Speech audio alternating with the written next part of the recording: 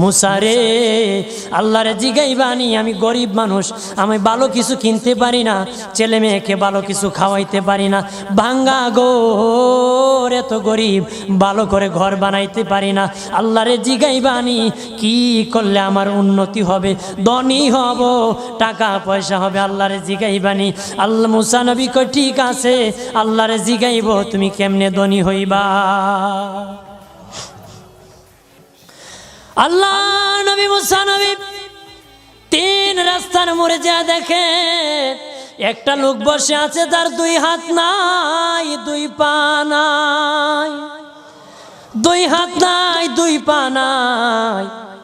ওই লোক ডাক দিয়া কয়, মুসা রে, জীবনে কোনোদিন নিজে হাঁটতে পারি নাই, নিজ হাতে খেতে পারি নাই, কেউ খাওয়াইলে খাই, নতুবা উপবাস থাকি, বৃষ্টি আসলে ভিজি, সেখানে আমি আবার